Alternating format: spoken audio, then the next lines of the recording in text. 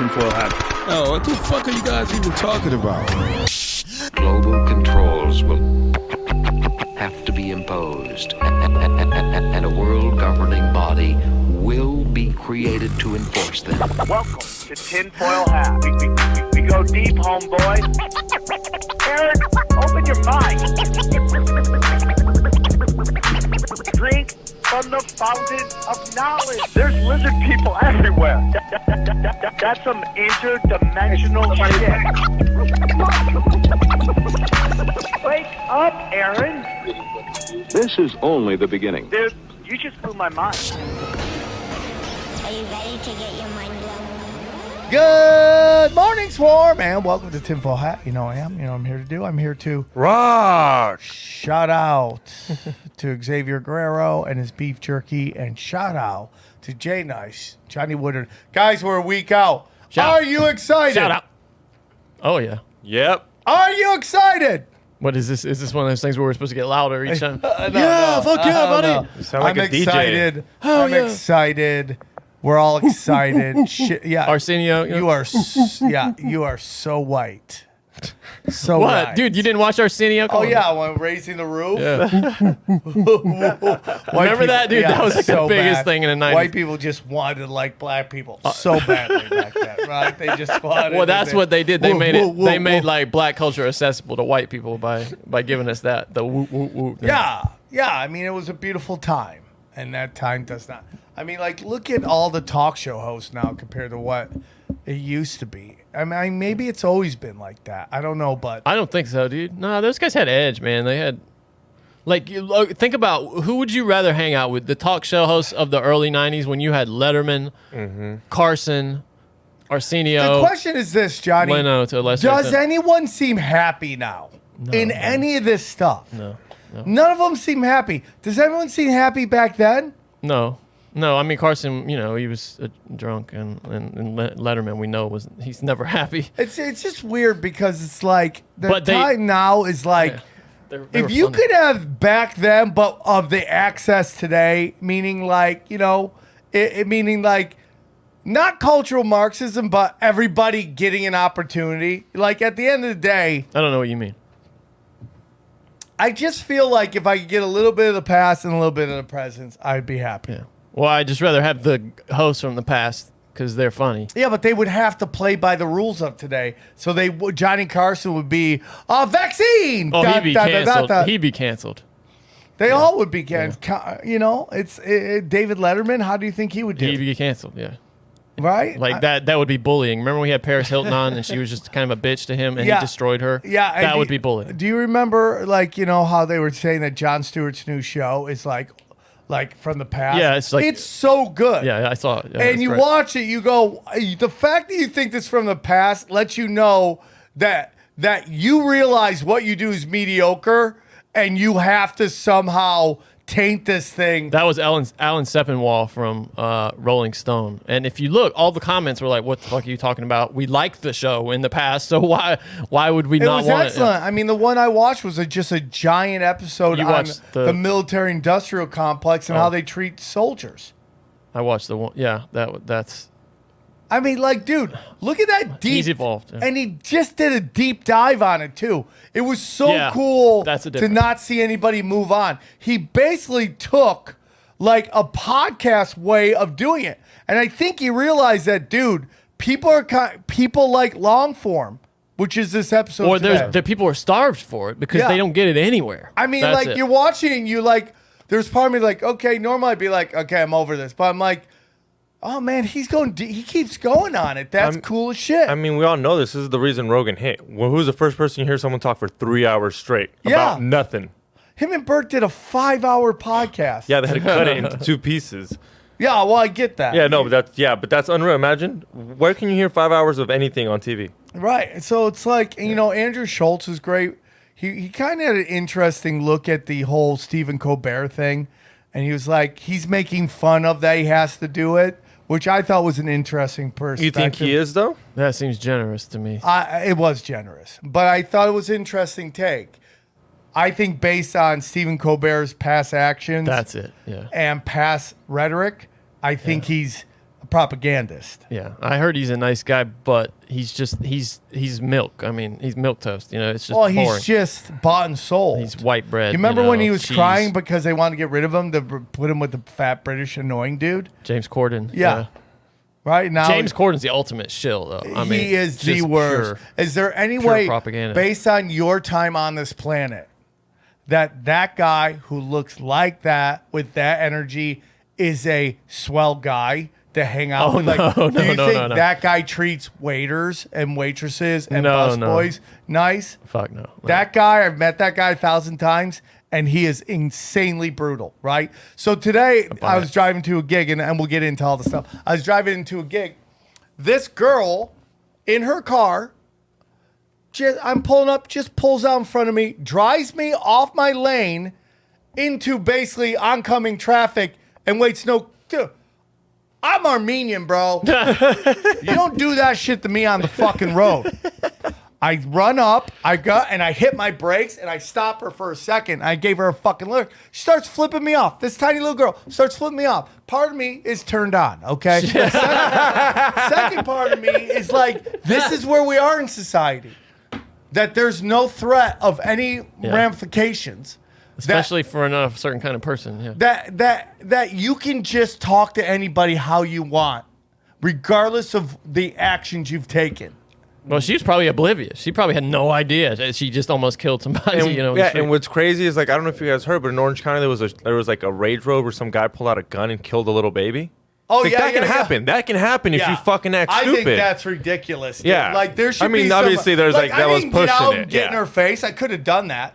Yeah. I could have gotten out and gotten in her face. Like, there was some But guy I'm ran over a homeless guy the other week. Just ran him over and just kept going. He didn't even know it. Like, and they got video of it. Damn. People are oblivious. Well, I'm surprised it doesn't happen more. People just walk in the middle of the street and act like they. Yeah, but this guy ran up on the curb.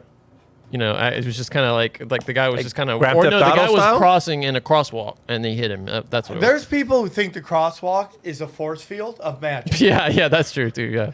Like, dude, every time I cross, I go no. Even if I have the right of way, I'm looking. Oh, dude, I'm doing that driving too. I told you I almost got hit by Kevin light. Smith one time. Really? No, I didn't know that. Not going. Yeah, he had this giant truck coming down the thing, and he just stared at me as I crossed. In the hills? hills? Kept going. Yeah, by where I live. That's literally like like what I'm scared of when I drive in LA. Is like, I'm gonna run someone over and I'm gonna do time for this shit. Yeah, that because they always just come out of nowhere, and I'm like, they're gonna look at me and be like, "Well, you texted 20 minutes ago." I've had some close calls. Oh yeah, yeah. Because if you're my texting, phone is always on. Yeah. They can say I was on my phone. If I do something, I'm just throwing it out the window. Just get rid of that attitude, guys. I hope you guys are. We have a great show for you. We have Rick Spence, or as Johnny calls him, Richard Spence. It was a great episode today. Zoom calls him, yeah. Yeah, as Zoom calls him, as he calls himself. It's a great show about secret societies and regime changes. It's an awesome conversation. If you love this show, please rate and review. Go say. By the way, the last couple reviews on Tifoha, amazing. So go check that out. Guys, if you want more content for us, obviously, you can go to rockfin.com. All of our shows, all my shows are there.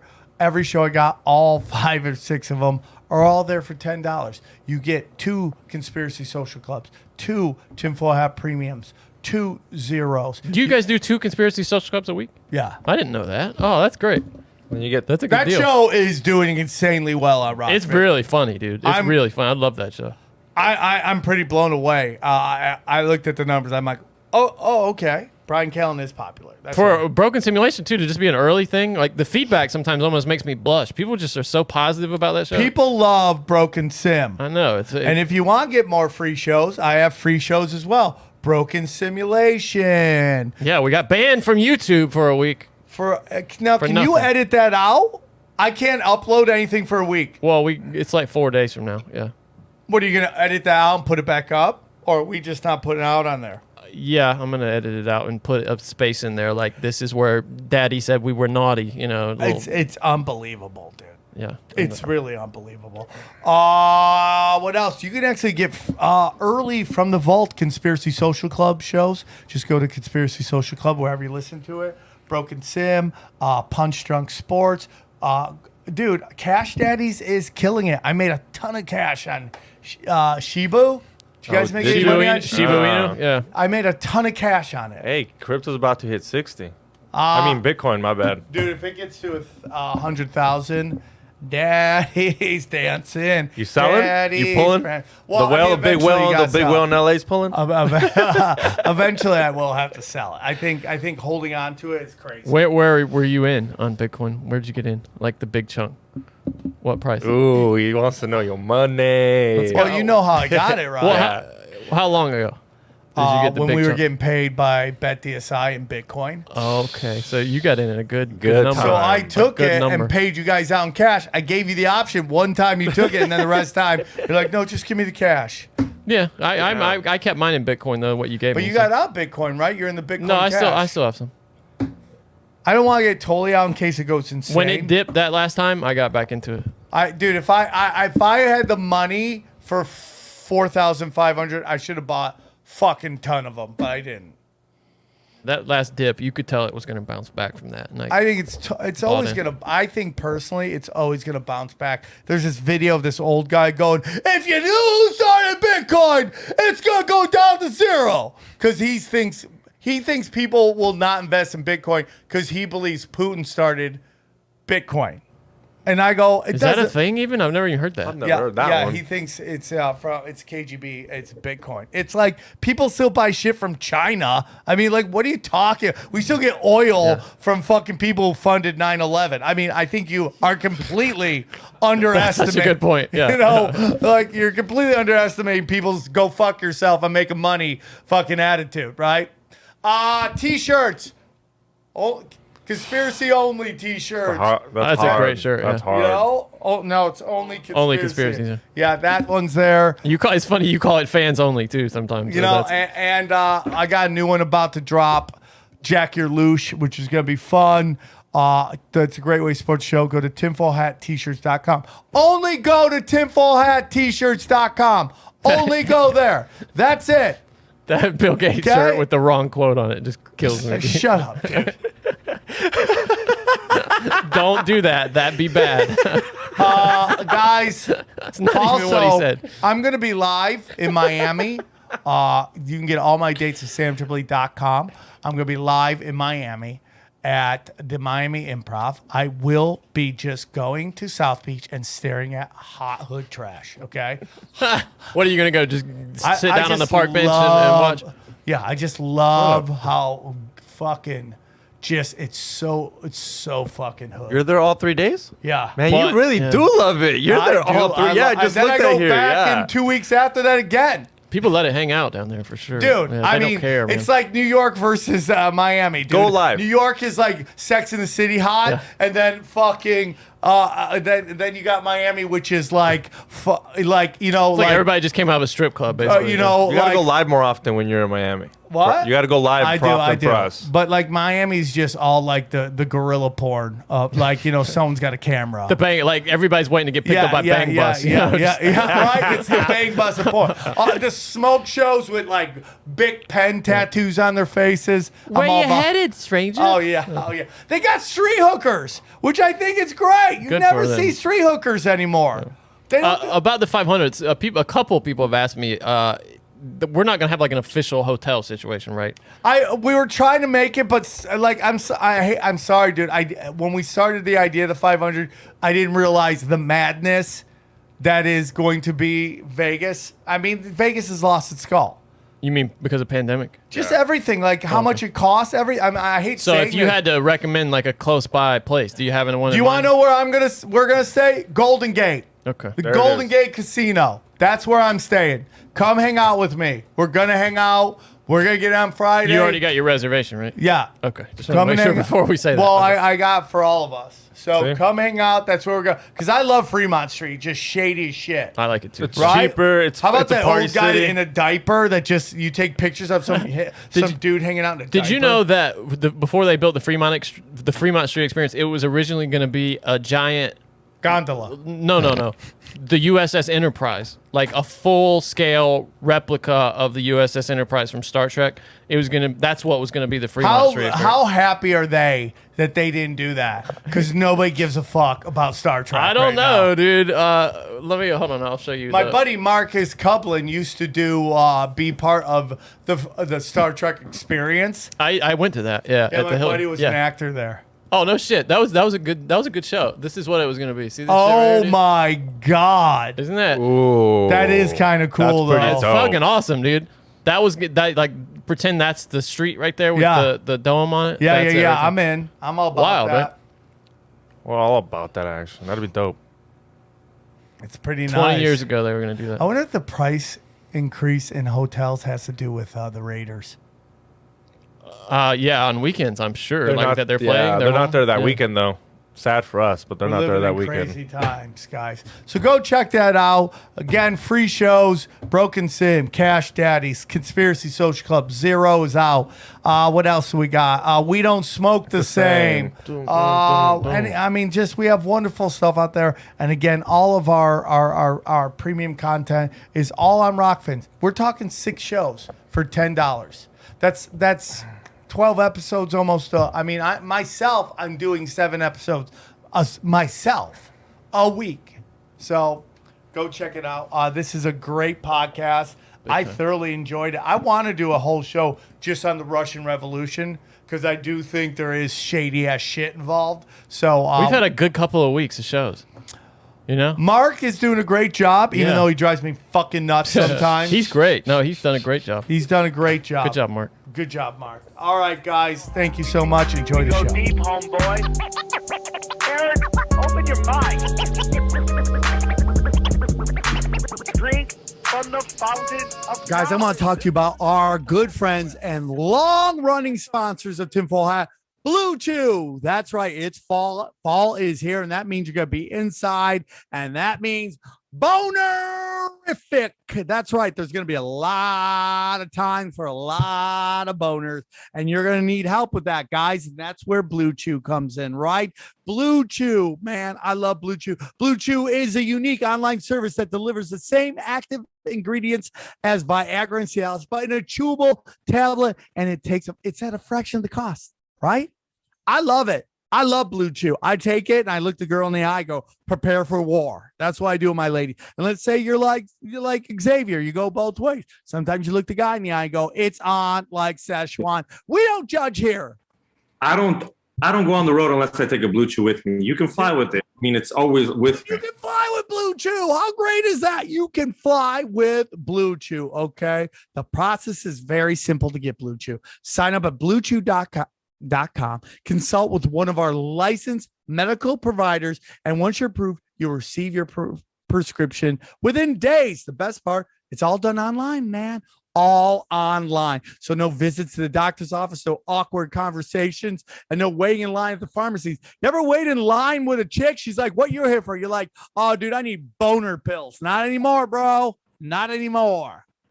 Right? You can walk your dog, wave to your neighbor with the big tits, and be like, tomorrow's the day Action Jackson happens, all because of our good friends at Blue Chew. It's really simple, dude. I love Blue Chew. You all love Blue Chew. So here's what we need you to do. We got a special deal for our listeners for the swarm. Okay. Try Blue Chew free when you use the promo code tinfoil at checkout. Just pay $5 shipping. That's it. What do you get for $5? Okay. BlueChew.com, promo code tinfoil to receive your important safety information. And we thank Blue Chew for sponsoring the podcast. That's right. Let's go to bluechew.com, promo code tinfoil to receive your first month free. Visit bluechew.com for more details. Let's get into it, man. Super excited to have this guest on. He is an author. He wrote a book called Secret Agent 666. Please welcome Rick Spence. For our listeners, the swarm who may not be familiar with you and your work, can you tell us a little bit about yourself? Okay, I'm a recently retired professor of history at the University of Idaho in glorious Moscow, Idaho, up in the northern skinny part of the state. And my interest over the years of, I started out just pretty much as a normal historian, and my interests were in Eastern Europe. Basically, in where everything begins is my unhealthy interest in modern Russian history. So, of course, when you get into modern Russian history, you get into the Russian Revolution, which everything tends to revolve, everything's leading up to the revolution, and everything flows out of the revolution. So one of the things that happens if you deal with Russia and you deal with the Russian Revolution is you end up with, it's all pretty conspiratorial, isn't it? Yeah. Because the one thing that you cannot have is a revolution without a conspiracy. Because if you try to overthrow the government and you're not keeping things under wraps, you'll be hanging from a lamppost in very short order or put up against the wall and shot. So revolutionary activity requires conspiracy in order to have any chance of functioning. And I guess one of the things that I need to explain here, since that word conspiracy gets thrown around all the time, conspiracy this, conspiracy that, is to explain what I mean by a conspiracy. So here's Spence's definition of a conspiracy. This isn't necessarily anybody else's, but it's mine. It's two or more people working together in secret to attain a common end. That's all it is. Now, that's really sort of taken from the definition of criminal conspiracy, but that involves two or more people working to achieve an unlawful end. But I don't even say it has to be unlawful. Conspiracies don't have to be about achieving anything which is unlawful or immoral or unethical.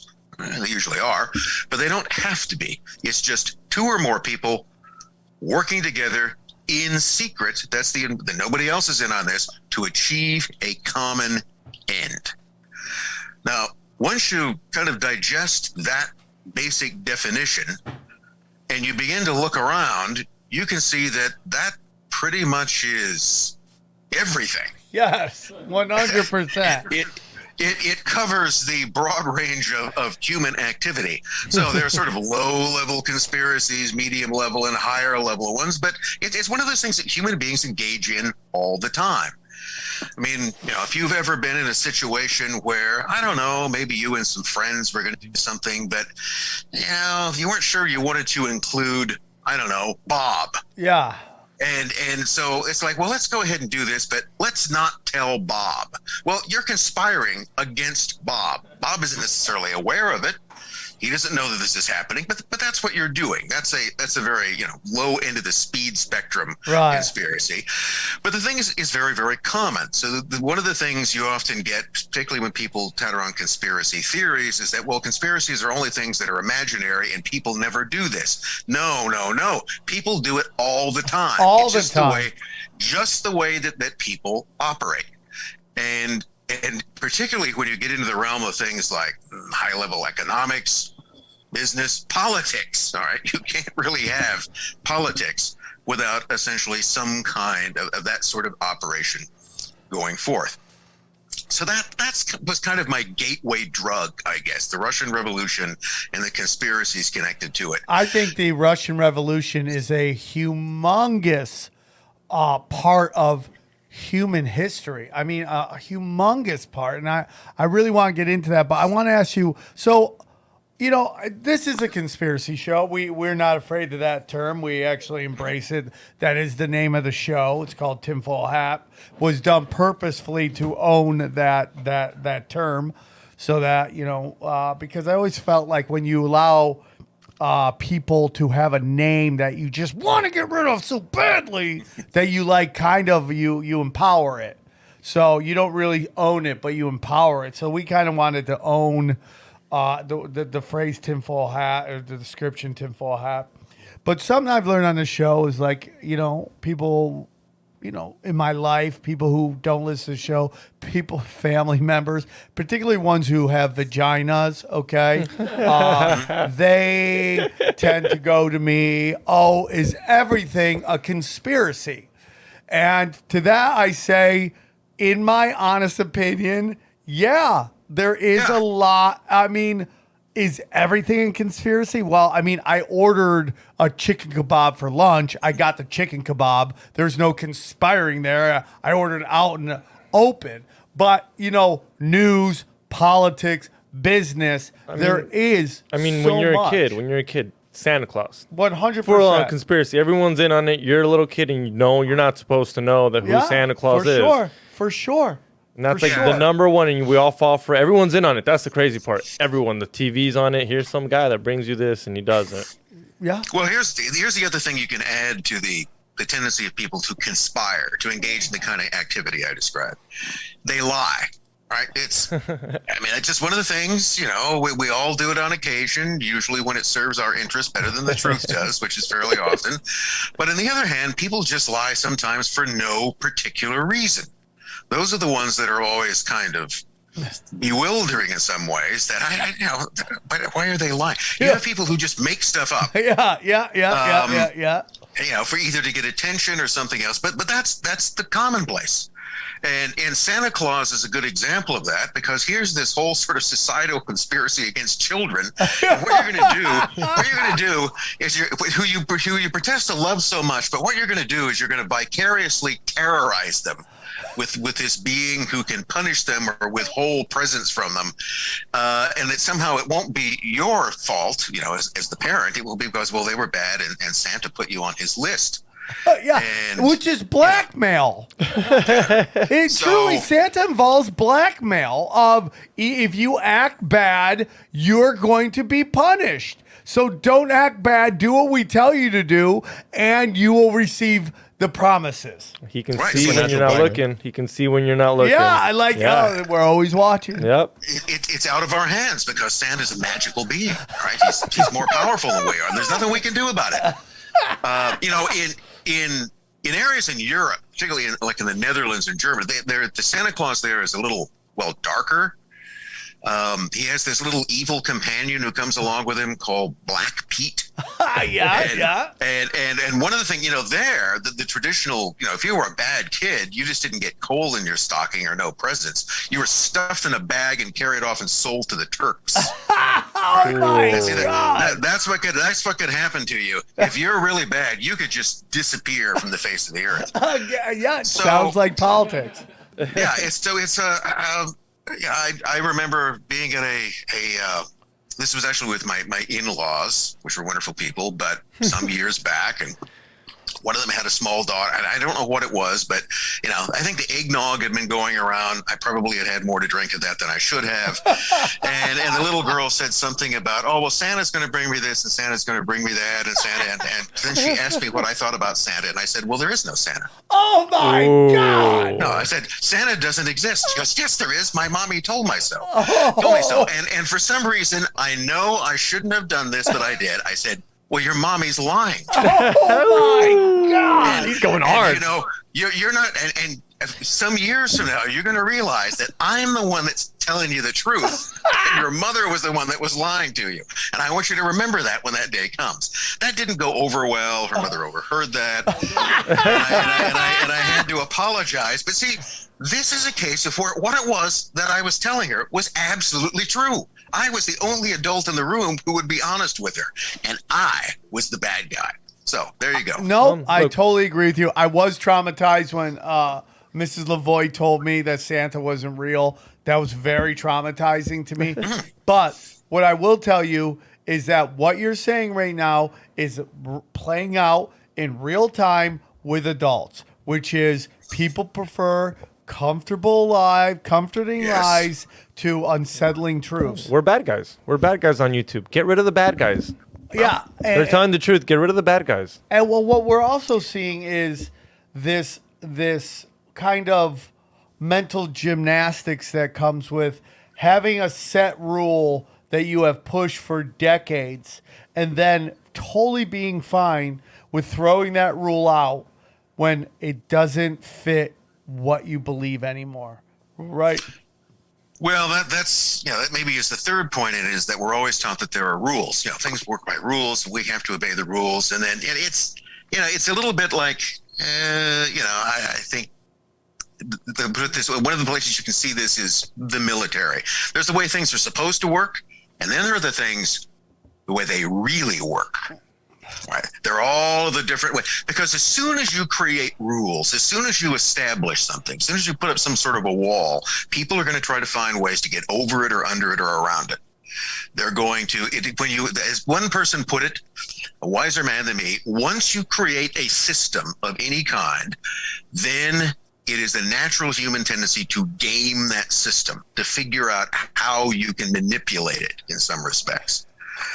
And so there are rules, but yeah, rules only stand for as long as they're useful, and then we have special situations. See, that's why we have martial law. So that's always in the background, because there's a constitution and there are rights, except when there's martial law. So if something really gets serious, then all of these silly things gets all things thrown out. Yeah, because apparently those are just kind of temporary. Yeah, I totally agree with that. 100%. I mean, there was an old saying at the world famous Comedy Store. I used to go up there all the time. I haven't gone there lately because I'm just not into certain things that they're doing at the time. I love them, support them, and love the place. But they used to say the rules at the Comedy Store were written in number 2 pencil, and that means they were easily erased. And rewrote, and it is interesting, man. I say this all. You have everybody arguing about economic systems, capitalism, socialism, communism, right? And everybody has their arguments. And then there's also anarchy. It is in there as well. And you have everybody debating all these things. But my whole opinion is, no matter what system you use, it is corruptible. It is all corruptible by power and influence and money. So, and that there's always going to be a group of really smart people and really wealthy people and really powerful people that can game the system. It does not matter what it is. And you could say, well, if you're an anarchist, you'd be like, well, we're gonna put our foot down and we're gonna, dude, that's been said 1,000 times. And when push came to shove, everybody ran or nobody did anything. You see it happen all the time. And I think that's kind of a great example of what happened with, the Russian Civil War. Is that, in my humble opinion, and you correct me if I'm wrong, there were outside influences that came in and completely corrupted the system within Russia. And Russia was, I think Russia was way more powerful than we are led to believe in modern U.S. history. What it represented in terms of globally, what the Russian royalty and hierarchy, what they were and who they did and how they operated, was much more influential and powerful than I think a lot of people would want to believe. In that outside influences came in, and we somewhat see that in action today here in the United States. Came in and just in my humble opinion, I'd love to hear your opinion, Rick, destroyed it through the inside. Well, funny thing, I actually wrote another book pretty much on that theme. In fact, my book that came out most recently was Wall Street and the Russian Revolution. And some people may say, that title sounds similar to a book by Anthony Sutton called Wall Street and the Bolshevik Revolution. And that's because it was his book that inspired me to write this one. And without going too much into ancient history, Anthony Sutton was an American researcher back in the 1960s and 1970s who first really sort of could see that there were these kind of interesting connections between American financial interests and, by the way, German and British and even French financial interests and political interests in and around the Russian Revolution. He didn't have a lot of material to work with because there wasn't a lot of archival sources or other things that have opened up since. And so what I did in my book was to look specifically, concentrate really upon American connections to the Russian Revolution. And it really comes down to treating political. Today we talk about a thing called regime change.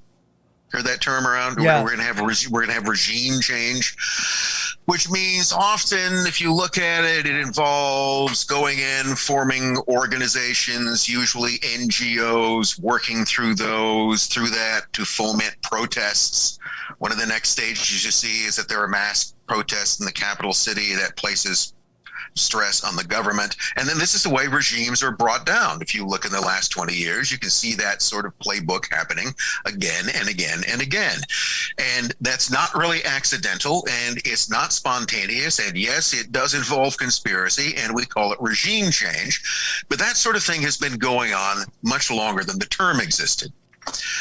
So the whole Russian phenomenon of the early 20th century is complicated, but yeah, go back to something you said.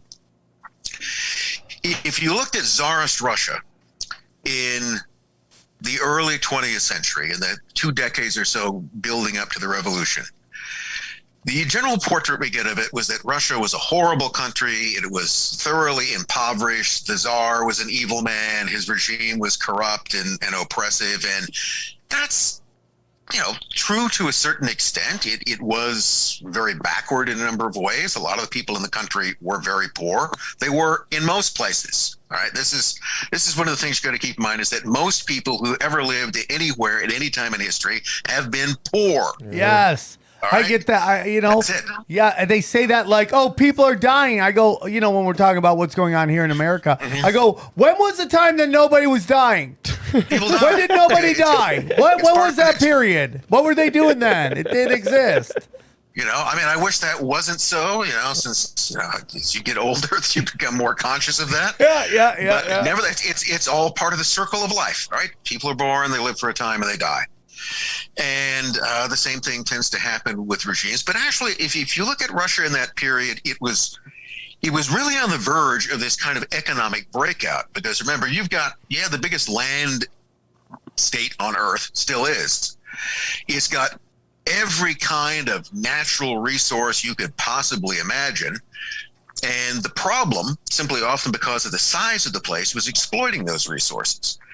And Russia was making really significant strides. And one of the things that the revolution and the Civil War and all the chaos did was to set that back. It sort of derailed the whole course of the country.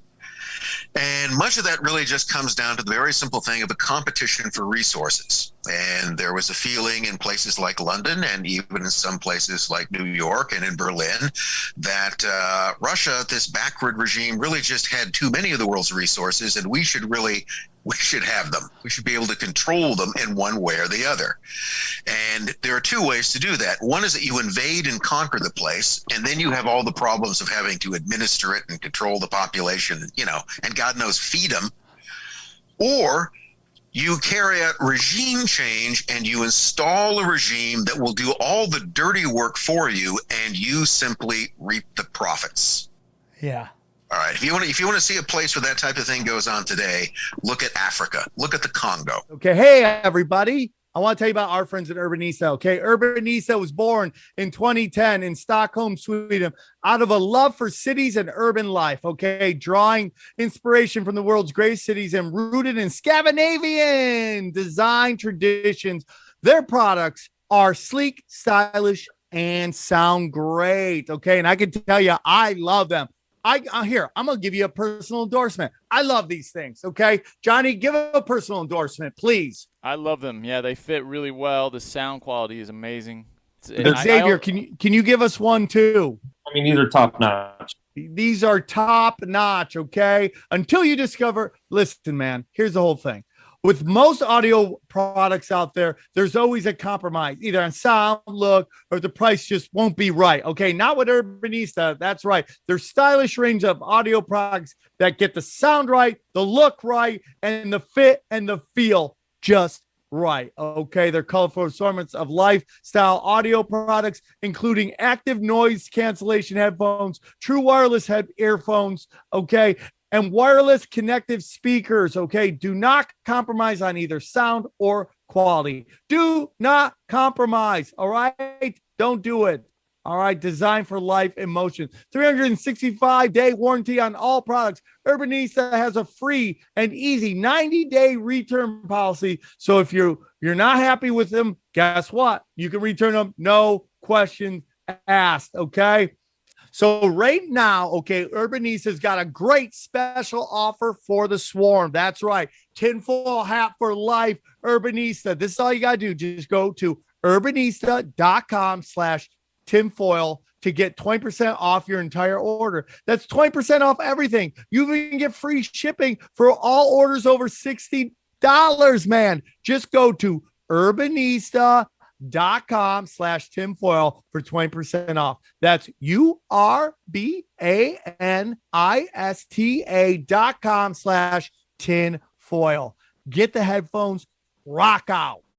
Okay, if you look in the 1990s, the Congo, a tremendously wealthy country, it is mired in poverty and war and disease, and that is because of different groups in the country fighting against each other, but also of outside interests coming in, fueling this war and these factional disputes, with the aim of installing a regime that will then give them the rights to, mine lithium for cell phone batteries. So that's what that whole war was about: batteries for cell phones. And the whole theory is like, why have to pay an entire country when you could just pay one person, which is the dictator? Right. You insert the dictator, and ultimately what happens, either that dictator starts to get too big for his britches, he starts believing his own hype, thinking he can make calls, or you just need another war, so you just figure out a way to get rid of him and put somebody else in that will do your gig. You see it happen over and over and over and over again in the Middle East. I mean, they just take out moderate guys and put in crazier people. Then when the people get tired of him, they take him out and they put another guy in that's all going to do their job. But they never, ever have to, pay off the entire country. It's pay off the strong man who controls everything, allows you to get your profits. And then the bad guy becomes the good guy. Is that where the term banana republic comes from, basically? That in turn, like, you become, isn't that for like Asians? No, that's not for Asians. I'm sorry about that. He's new to this country. It's basically, I forget what country it was, but basically they wanted to control the banana trade, I believe. It was Central America. It was Nicaragua, Guatemala, and the big American interest there in the early 20th century was the United Fruit Company. And the United Fruit Company, of course, wanted to have cooperative governments who would let them, grow as many bananas or as much coffee as they wanted to and not tax them. And when politics got in the way of that, the United Fruit Company got the U.S. government to send in the Marines. So if you tend to go back and look at, the U.S. was, spent 30 years in Nicaragua, essentially enforcing political order, largely for the benefit of the United Fruit Company and other American contractors, and installing one sort of strongman after the other. You install this guy, you send in some military advisors, you sell him lots of weapons, make sure the country stays in debt, and he keeps his population in line, and you get your bananas. Yeah. Yeah. And that's how it goes. And, I think that's a big thing about what happened to Russia. It's just like there were certain outside influences that didn't like the power, and the fact that, Russian bloodlines, I think, are very important people. The Russian monarchy, very important people. And they wanted to get them out and install their own people that would basically, I'm sorry, but keep the population poor and allow the leaders to reap all the rewards. I mean, I want to get into this on another podcast, but these Pandora papers, right? I mean, like, dude, Putin's mistress has $100 million. So it's like, what does Putin have? Got to be $1 trillion, right? He's the richest man in the world. Look how poor Russians are. Well, they're not as poor as they used to be. I mean, they're really, but in terms of it's not just Russians. I mean, you think that Putin and his mistress are the only ones that have a lot of money stashed offshore? No, not at all. I would have bet that if you wanted to, shock Americans to the extent that they can actually be shocked anymore about anything, I don't know how many of our leaders, either political or all of our influencers, which is a fancy word for propagandist, isn't it? Yeah, for sure, dude. Okay. I know somebody who's probably like, I'm a YouTube influencer. I go, well, you're just a shill for somebody. That's all you're doing. You're selling something. If you're not selling yourself, you're selling something else out there. But you see how unpleasant I can be. This is why I'm not good at parties. Dude, you're in the right place for that because we're all about that action, dude. And it's very interesting because a video just went out about what they call the dead internet. And I want to do an episode on the dead internet, which is the notion that up to 61% of the profiles on the internet are fake. And that there is this thing where, like, based on what the powers that be, and, Facebook, Google, these all have U.S. intelligence agency fingerprints and funding all around us. Okay, so you got YouTube, which is Google, Facebook, all have intelligence funding behind it, and this push to make prop certain people up and kneecap other people. So you shadow ban some people, and we've seen it with this show, completely shadow banned. And then we see some people you'll see some people like their tweets make no sense and they get a bazillion likes. You're like, why is that person got a bazillion likes? But when they go do a show, they can't sell a ticket, right? So it's like, because there's no real people following them because they're getting propped up, and we get in cultural Marxism, if that's a different discussion. But that's kind of what's going on, and I think that's kind of what happened in Russia. Well, you know what blew my mind? Not even that. How most links aren't even real. What do you mean? click the link and it doesn't send you anywhere. Really? That's what it said. It said that like 70% of like links, like even like government links, you click on the link and it sends you nowhere. You never clicked on a link and it says this thing doesn't exist? No, I've never clicked on that, but I've seen it taking me where it won't upload or anything like that. Stuff like that. Because they know most people won't read the article. Yeah. They'll just read the title, and they'll be like, did you hear that? That same video you everywhere." sent me was talking about that because I sent you the part 2. That's exactly what we're talking about here. Influencers and propagandists and, like who they want to push and what they do. And it's like whoever it is, whether it's the CCP or, this Red Scare, like craziness that was going on in the U.S. media or whoever it is, man. It's so easy to hide, too, because they don't even have to program these people or tell them what to say. They just let the people who are saying what they want to be said and they rise to promote the top. them. Yeah, promote them, right, exactly. Like when that trans woman's like, we should give puberty blockers to children until they're old enough to figure out what gender they want to be. You're like, nobody thinks that. Just Yahoo, which is a dead brand that has name recognition, is being used to put out information. And then when people destroy Yahoo, no real brand takes a hit. Apple doesn't take a hit because Apple's making money. Yahoo doesn't make money, but the name registers. Yahoo or whatever. You too, really. When's the last time you had a Yahoo? Right, that's true. That's true. What do you think with the Facebook going down? Do you think that had anything to do? I mean, they lost money, technically. With Facebook. You're asking me what I think about Facebook going down? Yeah. I think that the timing with the whistleblowers was suspicious. I mean, you've now got someone who's going on raising complaints about it, and then suddenly the whole thing goes down. And now, I could be entirely wrong and say I'm engaged in way too much sort of conspiratorial thinking, but the first thing that came to mind is that, well, they're turning off the lights to delete files. Okay, they're getting rid of something. And then they can claim that we were hacked. That's what they did claim. Yep. No. The claim was that the security was so tight in there that they couldn't even get into their own servers. No. That is that the employees couldn't even get into work and stuff. But there was a story go around that some Chinese company was hacking them. All right. It's always the perfect fault. I mean, let's sort of, go back and put together three things we talked about. Okay, one is the tendency of people to engage in conspiratorial behavior. Two or more people working in secret to attain a common end. All right, that's something that people just do all the time. Two, the tendency of human beings to lie. Either to lie strategically or simply to lie pathologically. And then third, the idea that any system that can be created can be gamed or worked. So when you put those together, conspiratorial thinking, the tendency to lie, the obsessive desire to game anything, and then that's the way the world works. And then the problem becomes, what's real? And then you find out that, I mean, this is the thing you got to ask yourself. How much of what we tend to take for granted about reality, about the world, is Santa Claus? I totally agree with that, man. I totally agree with that. There was a video of a guy in New York City working at a cash register with literally a hazmat suit on.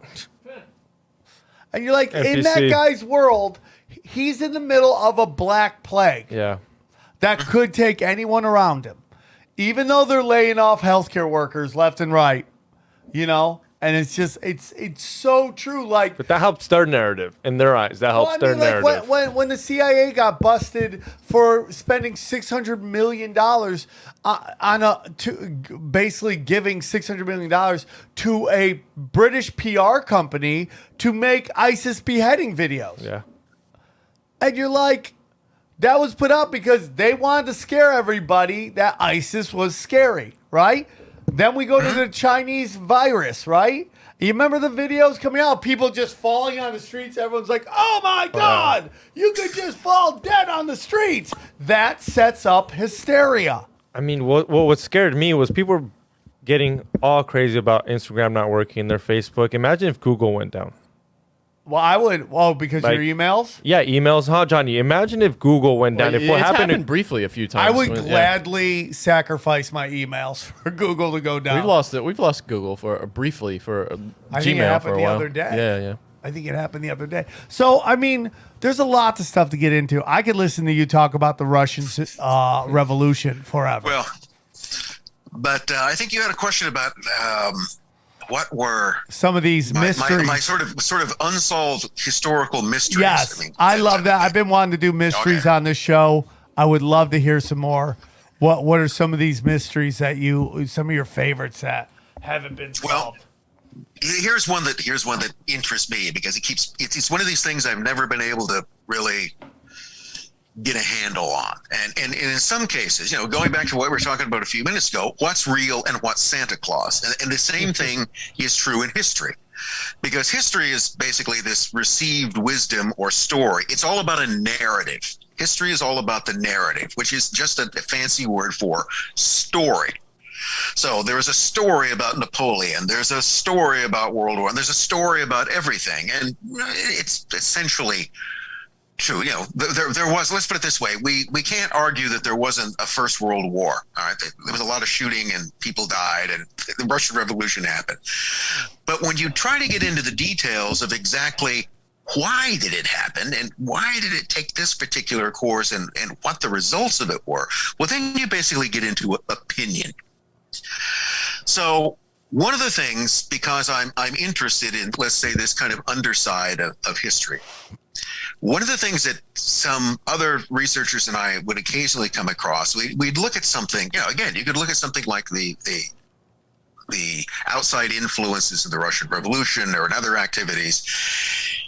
And usually what you're looking at are different governments. You know, you're talking about what the British are doing or what the Germans are doing or what the French are doing, because it's assumed that there are governmental actors, you know, what in, I think in political science jargon are called state actors, that the whole stage of world events are created by state actors. But what you would get the sense of every now and then is that there was some kind of actors involved in this process that weren't necessarily working for any government in particular. And this is where I would run across these occasional references. They would come up in literature. They'd come up in a couple of guys, you know, dubious characters, memoirs, you know, people you can't really tell whether they're making it up or they're telling the truth. But you would begin to bring together these little bits and pieces. And what they talked about was something that was usually called the International Secret Service Bureau. There seemed to have been other names. I don't know if that was its real, well, there was something called that, but it may have operated under other names. But here's what it was. It was headquartered prior to the First World War in Brussels, Belgium. Now, why Brussels? Why Belgium? Well, basically, it seems because Belgium, because it was internationally a neutral country, was the only country in the world where there were no laws against espionage. I mean, remember, if you're supposed to be neutral, then you can't have any objections to people spying. So Brussels, who knew it, became the kind of spy capital of Europe. And what this International Secret Service Bureau is claimed to be was a private intelligence agency, which would then be contracted by governments in order to do things that those governments didn't want to do themselves. Oh my God. So you've got some kind of dirty work you want to do, but you don't want to have the British government's fingerprints on this anywhere. So you pay through third parties this group of people who, and it was apparently staffed by people who had been part of the Russian, German, and other secret services. You can never get an idea of who. You know, spies who went private. And now, if you think about it, it makes perfect sense, doesn't it? Yeah. I mean, it eventually, I mean, it's essentially what you're talking about are espionage mercenaries. And, you know, mercenaries is sometimes said is the second oldest profession. You know, basically you learn how to kill people and then you realize that other people will pay you to do that. And therefore you have one of the ongoing professions throughout history. Well, if you have skills, if you have experience, if you have, you know, if you're marketable in terms of what you can do, and you also can do things that other people probably wouldn't want to do or not even know how to do, but might be, you know, morally squishy about doing it, well, there's someone who will pay you to do that. So on the one hand, I can't believe that at some point a group of retired, or let's just say simply greedy spies didn't realize they could make a lot more money in private work than they could as a, you know, government employee. And this agency is set up. There are a few little sort of official references to it, but you can't get a handle on who the people were behind it. You can rarely get an idea as exactly what they did. Now, you got to think about it. This was a type of thing that you're going to do work that other governments don't want to be connected to. So, well, that could be the theft of code books or, you know, economic espionage. But I know the one thing that first comes to mind, murder. Assassination. All right. So assassinations, or think of it this way, regime change. You know, you hire people in, and there's a particular incident, and it's recounted in a couple of, again, of dubious books that came out in the 1930s. And they were written by, you know, they kind of tell-all memoirs of people who mostly seem to be international con men, but nevertheless were in some of the places they describe. You don't know how much what they say you can believe, but here is the story. And the story actually related to during the Russian Civil War we were talking about and the outside interest. One of the things that happened around 1919 was that the French army actually came in and occupied Odessa, which was a major port, but now Ukraine was in the Russian Empire, and other areas. So there was a French military intervention. And in the course of this, the fellow who was the commander of the French forces in Odessa was approached by a woman, well-dressed, you know, apparently beautiful, but aren't they all? And she said, I'm the representative of this international, this sort of private espionage organization. And I'm here to tell you that we sort of helped put the Bolsheviks into power, and we'd be perfectly happy if you were to pay us to remove them from power. And you should carry back to your bosses in Paris the idea that if I and my organization are paid a sufficient amount of money, I don't know, with some god-awful amount, it's not that much in francs, but, you know, 100 million francs, let's say, we can see to it that the Soviet government will fall, which will save you a lot of money besides. And if you don't, on the other hand, I can guarantee you that that won't happen. Well, the guy didn't think very much of her proposal and apparently didn't even forward it back to Paris. And the rest, they say, is history. So it's one of those things that's, it's like a, you know, it's like a scene out of a Bond movie. All right. And whether or not that actually occurred, I have a certain idea as to who that woman was. In fact, I'm pretty sure who she was. Who do you think she was? A woman by the name of Nada Rogersky, and originally her name was Nada Azef. And she was the sister of a fellow, well, it gets into the whole sort of family relationship, but she was the sister of a man who had been an agent provocateur, a kind of deep cover agent for the Russian secret police inside, the Tsarist secret police inside the revolutionary movements. He'd actually headed a terrorist organization. Jesus. So, I mean, this shows you the type of thing that was going on. The Tsar's secret police, a thing called the Okhrana, which is really what the KGB and everything else descended upon. Its job was to combat revolutionary subversion. You know, the Okhrana's job was to go out ostensibly and to destroy political threats to the regime. And they were actually fairly good at that, because what they did was that they corrupted or infiltrated people inside those movements. Yes. And they then began to put their own people at the heads of these movements. Yes. So there was a particular revolution. It wasn't the Bolsheviks, although they had people inside that. But actually, the biggest revolutionary party in Russia wasn't the Bolsheviks. They weren't much of anything up to 1917. But it was a thing called the Party of Socialist Revolutionaries. There you go, the PSR, or the SRs. And the SRs believed in terrorism. Okay, they believed that by assassinating Tsarist government officials, they could bring the regime down. So they organized a terrorist unit, a whole separate unit that carried out assassinations. The guy who headed that was a fellow by the name of Yevno Azef, and he was an agent of the secret police. And by the way, his second in command was also an agent of the secret police, and neither one of them knew that. Oh my God. So this is the way the Okhrana would work. They would infiltrate. The term for this is multiple penetration, which sounds but anyway, glory hole. You would put more. You never put just one agent inside that. Right, 100%. I mean, we see that in now we're like FBI arrest FBI at like events, and you're like, dude, I was undercover. Like, how was I supposed to know? And they just do it all. I mean, like, if you take a look at like here in America, I mean, like, Jesse Jackson's tied to the FBI. Al Sharpton's tied to the FBI. Gloria from the feminist, Gloria Steinem, FBI. I mean, you see that happen all the time. The insertion of controlled opposition into opposition movements. Right. And you never, and you know, let's say you could have a central committee meeting of some revolutionary group, and there are 12 people there, and half of them are FBI agents. But but none of them should know that. January 6th? No, well, no, more like the Michigan none of them.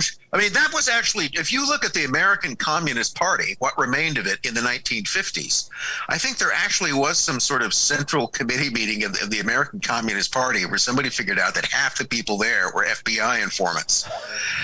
I mean, there was nothing. Nobody could go to the bathroom in the Communist Party that the FBI didn't know about.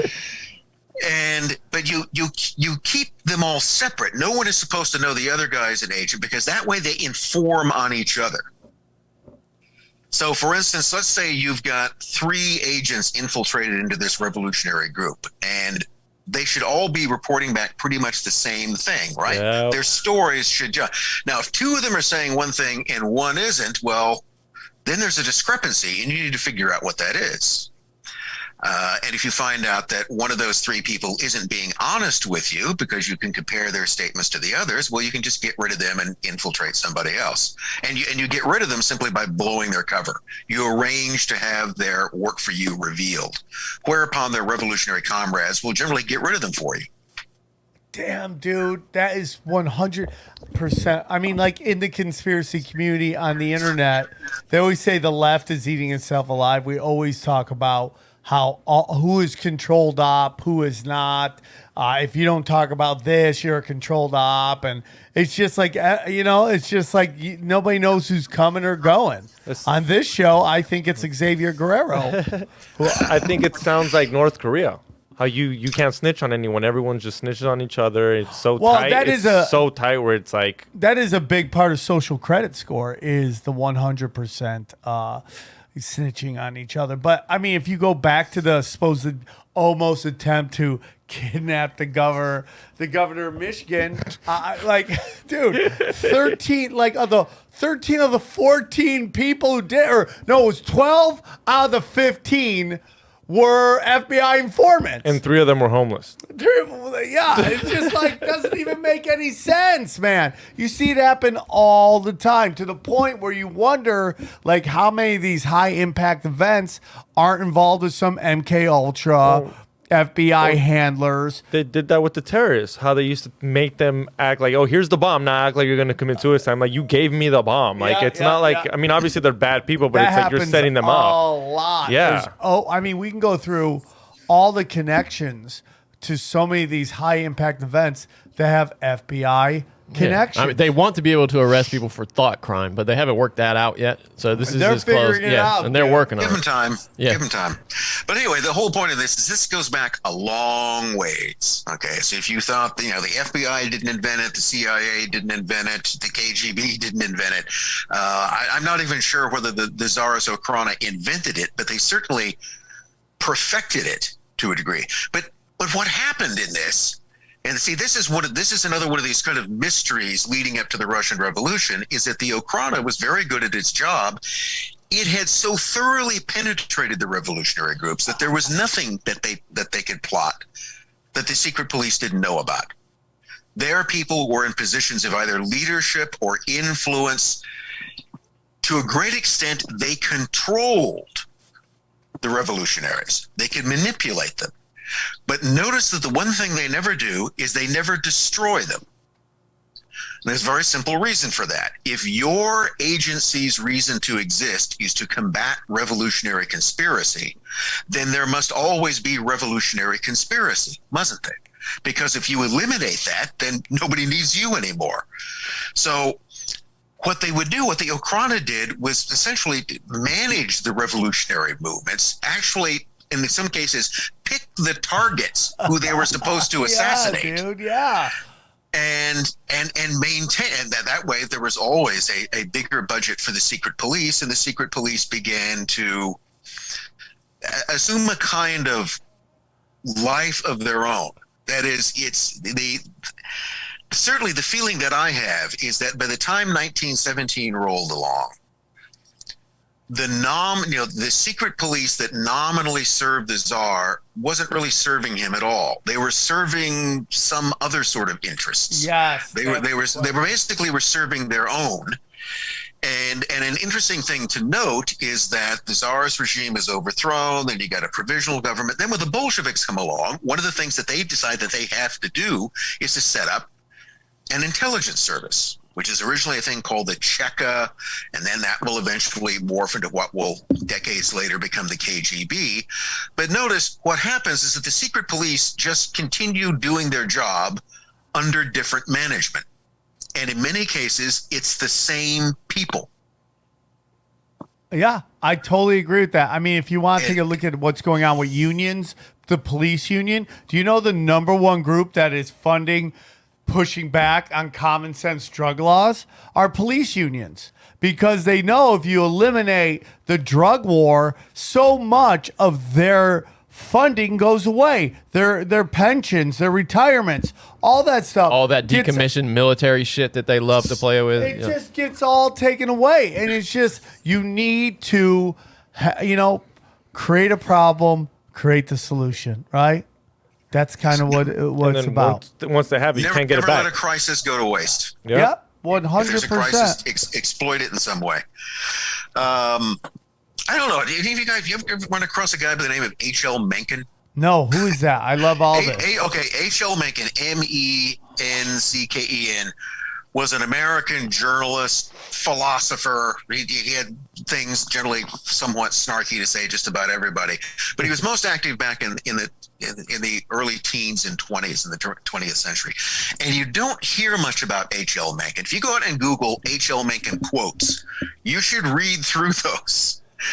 Because Mencken had, one of the things that he says basically is that the main function of modern politics, I'm paraphrasing here, but you can find the main function of modern politics is to basically keep the populace afraid of something by inventing a series of hobgoblins to threaten them with, most of which aren't real. Yep. But you always have to keep people afraid of something. You always have to be managing this in some way. 100%. But Mencken has observation. I mean, he has interesting observations about historians, and his little comment on historians is that they're all basically failed novelists, which I wouldn't say is precisely true in Mike, but there's this certain he's onto something. He knows something about them. I think it was also Mencken who once said that there are two things that you know for sure: it is now, and we are here. Everything else is moonshine. Everything else you can't be absolutely certain about. You can only be certain of where you are at any particular time. So, yeah, Mencken was, I think he was brilliant, and I think he was a very astute observer about things. But again, it's like somebody telling you that, there isn't a Santa Claus. It's not what most people want to hear. So he's been kind of, sort of set aside. Is this kind of he's usually described as a great American curmudgeon, but I would say that yes, it's something you wouldn't be wasting an hour of your life if you simply went through and read through a list of H.L. Mencken quotes. We'll do that someday. Anyone would be illuminated by that. Well, here's what I want. I want to go back to the secret intelligence agency, right? Yeah.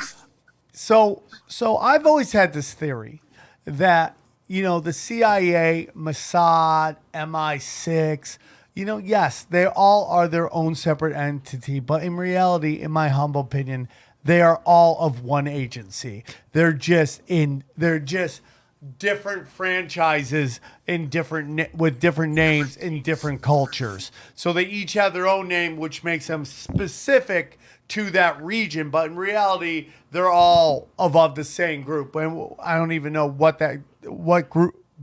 who that group is. That's my question to you. Do you know of anyone who might have been in control of the secret intelligence agency? Because I tend to find that very rarely do things just naturally occur. There always seems to be some secret force that gets behind everything. Like when we take a look at so many, I wonder how many revolutions would have actually happened, or wars or revolutions or riots would happen naturally if there wasn't some invisible hand with, agent provocateurs involved. Well, think of it this way. The American Revolution, right? The one who created the state. An interesting question is the American Revolution would probably not have succeeded if the French hadn't decided to put money into it and militarily intervene. Remember Lafayette? The French put a huge amount of money. In fact, that had a consequence in terms of part of the bankruptcy of the French state that led to the French Revolution was their monetary support of the American Revolution.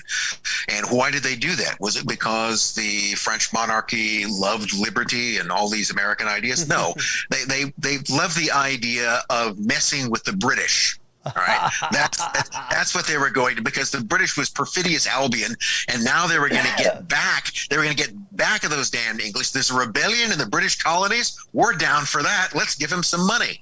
Let's keep that rebellion going. And that's it. I mean, the origins of the United States are based in foreign intervention and foreign money for their own particular interests, playing two sides off against each other. And an armed movement that seized power. So I got a question to ask you. That's what we are. And keep in mind, once they seized power, I'm talking about the Continental Congress and Continental Army. Once they seized power, they didn't turn around and hold a referendum to see if everybody was down with that. So they just held up. They shot their way into power, and they were going to keep it.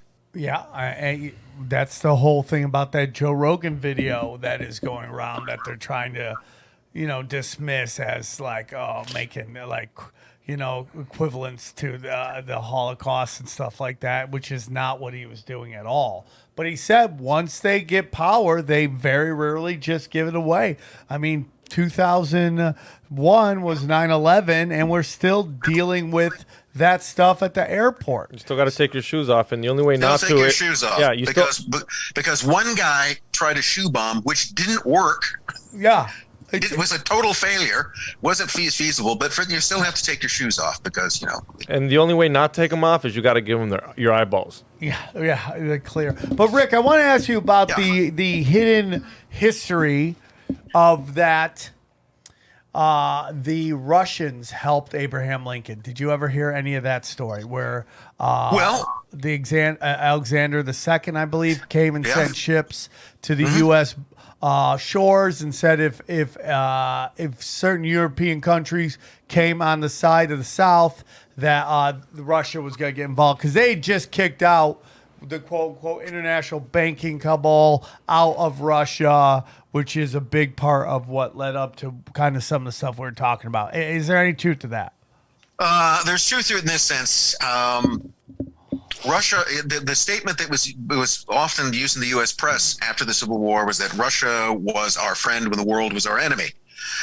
So it's no secret that the British were, for the most part, pro-Confederate. They would have loved to have seen the United States split apart. That certainly was. I mean, they're still trying to get revenge for what happened before, right? So that would have been good for them. The French also, who were invading Mexico in this period, were favorable towards the Confederacy. So the two strongest Western European powers, the British Empire, the greatest power in the world at that point, and the French, were certainly pro-Confederate. They were not friendly towards the Union government in Washington. Alexander II and the Russians were basically for two reasons. One, if you go back, it's one of these things when anything happens historically or otherwise, the thing always look at what's happened just before and after, what's going on around the same time, because there aren't a lot of coincidences. So if you go back to just a few years earlier in the 1850s, there was a thing called the Crimean War. In the Crimean War, Britain and France were at war with Russia. And it was a war which the Russians lost in the sense that they didn't achieve their goals. It's one of those wars, it's hard to say anybody won in a sense. But there had been this recent war between the Russian Empire and the British and the French. So the Russians aren't happy towards the British and the French. So if the British and the French are favorable towards the Confederacy from the standpoint of St. Petersburg, then we will support whoever they are opposed to. We will stand behind the government in Washington because that seems to be because we don't want to see British and French power increase with the collapse of this American Republic. So there was, in fact, a Russian naval flotilla that I can't remember whether it was during the war or just after the war that came as a kind of a kind of international greeting, which was well received. Russia was praised in the American press as the only European country that stood behind the Republic in its time of trial. And then the other thing that happened is that the Americans bought Alaska from Russia. So the Russians got the U.S. Congress to put up the money to buy Alaska, which sounds like which the Russians got more money for it than they thought they were going to get. So there's always this sort of, and the reason why the Russians wanted to sell Alaska to the United States was because of their fear that if they didn't, that the British would take it, that they would, because remember Canada is right next door. Yeah. And so the basic decision was that Alaska is indefensible. There's no way we can defend it. It's too far away. And the British will just come in and grab the thing and add it to Canada. But if we sell it to the Americans, one, we get the $6 million. And on the other hand, for Alaska. Well, yeah, and that was called Seward's Folly at the time. I mean, he was kind of a goat for that. Well, there are all kinds. One of the early plans for it was to deport all former Confederate fighters to a giant gulag in Alaska. Oh man! So That wasn't considered for long, but that's what we can do. We can round up all of these armed rebels, and we'll send them all off to Alaska, because see, that's what the Russians do with Siberia, so it will become our Siberia. But that didn't happen. But I think that the purchase price was $6.2 million, and the $200,000 was essentially to bribe members of Congress to vote for it. You know how much? You know how much United States bought Mexico? How much? 18 billion. What do you mean bought all Mexico? All of Canada, Arizona, Texas used to be part of Mexico, and they sold it for 18 billion. Oh, you mean, well, that's why. That's why there's a big Mormon population in Utah, because when they moved there, it was Mexico. Yeah, and you can have wives over there. They didn't give a fuck. So I want to get into some stuff. There were some notes you sent, but I want to get into the occult in the formation of America. There's a lot of talk about how a lot of our founding fathers were Freemasons, and I believe that just like a lot of things, and kind of what we're talking about today, a lot of these groups get infiltrated and double penetrated, okay? And multiple penetration. Okay, multiple penetration. That's more than double. Okay, that's a lot. That's a lot. So that kind of steer these groups in other directions. So when you take a look at like the architecture of like Washington, D.C., it has a lot of cult symbolism in it. But I do believe that the Freemasons were corrupted at some point and went into a different direction. What are your thoughts on that? Okay, Freemasonry. The best way I would describe Freemasonry is that it is okay, let me start by saying that I'm not a Freemason. All right. I don't belong to anything. I couldn't even stay in the Boy Scouts because it was too hierarchical. All right. But I am intrigued. My interest in secret societies, and can I put in a plug here? Dude, yeah, plug away. Bro. Okay, well, one of the things that I've done, there's a thing called the Great Courses, which is now changed to Wondrium. They put out great courses on all kinds of things. But a course which I did a couple of years ago is called The Real History of Secret Societies. And if you go to the Wondrium website, or if you even go onto YouTube, they have some sample videos out there. And that's one of the things that I deal with. And I do try in that to simply get down, to what the basic facts are, and then go on to the different theories about what those facts mean. So the way that I would describe Freemasonry is that it is a house of many rooms, which means that it's not one thing. So think of it this way. There's this big ramshackle mansion we call Freemasonry, but inside of it are all sorts of things that are only, for the most part, tangentially related to each other. So basic things, the origins of Freemasonry are obscure. No one knows. It somehow sort of came out of the late Middle Ages. There was the very popular idea that there's somehow linked to the Knights Templars. There's not a scrap of paper anywhere to substantiate that, but somehow by the 18th century, a lot of Freemasons thought they were connected to the Knights Templar. Could be true. The thing is, you just really can't prove it, nor do you have to. That's the same way you don't have to prove that Santa Claus exists. Right. But what it means is that the way to think about it is that there's nobody owns the rights to the name. Okay, there's no Freemasonry Incorporated. There are big branches of it. So in London, for instance, there's a thing called the United Grand Lodge of England and Wales. And they have a very big building in downtown London, and that's British Freemasonry. That's the Freemasonry that built the British Empire, that most of the members of the royal family belonged to from the 18th century, that most of the British establishment was part of, that Rudyard Kipling was a part of this. But that's British Freemasonry, and British Freemasonry became a kind in the British Empire, and American Freemasonry is an extension of that because of the whole British thing. It became pretty much a kind of Freemasonry that was more or less middle class and politically fairly conservative.